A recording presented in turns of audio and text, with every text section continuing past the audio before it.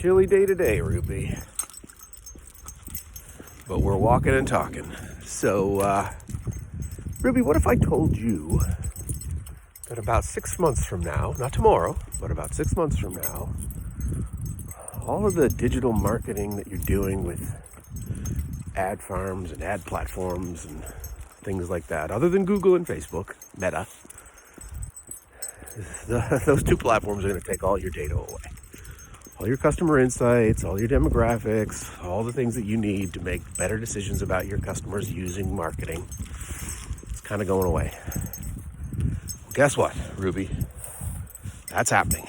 So there is a giant movement afoot to forestall the impending data apocalypse, third-party cookie apocalypse. And if you've ever gone to a website and clicked all cookies, you've been part of that.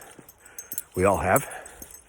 But the conversation is now shifting to how do we start using first-party data, which is data we own. Ooh, that could be your email newsletter, your webinar signups, could be your loyalty program, anything that is your data, stuff that a Meta or a Google doesn't necessarily entirely control. So there are many marketers trying to figure that out. This is no longer 2012, it is 2022, and these conversations are getting much more challenging at scale. So really, what does that look like from a data perspective? How do we make better data decisions based upon information, based upon structures that we don't work with today? So it's really important now. So if you have a loyalty program, make it a good one. Make it something that people will actually be loyal to. Maybe make it an offer that's something that people will actually want. If you're going to use a newsletter, make it a newsletter that people actually want to read. Wouldn't that be interesting? There's a conversation afoot now. How do we do this with data at its core? And the good news is the data platforms and tools are there. You got to use them. You got to be upfront with them. You got to tell your customers what's going on with that, and then ultimately what you're going to use the data for in a lot of ways. But also trying to figure out where the data platforms make the most sense for your customer and how those loyalty programs will be effective. If you're going to do that, the data is magic, but it's got to be something that the customer wants. And this is really the challenge. There's going to be a lot of phoning it in happening, frankly.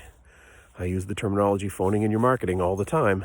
Are you just kind of showing up but not really showing up with something of value? Sit there and think about how your customers are going to need to interact with you as a business in a world where you want to know how they behave.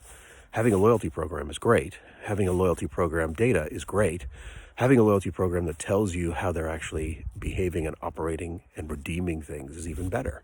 So how are you going to do that when the world is changing from a third-party data model to a first-party data model?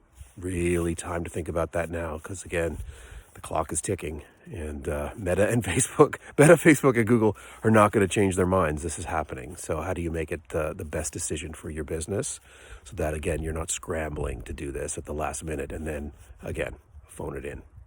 Right, Ruby? Walking and talking with Ruby.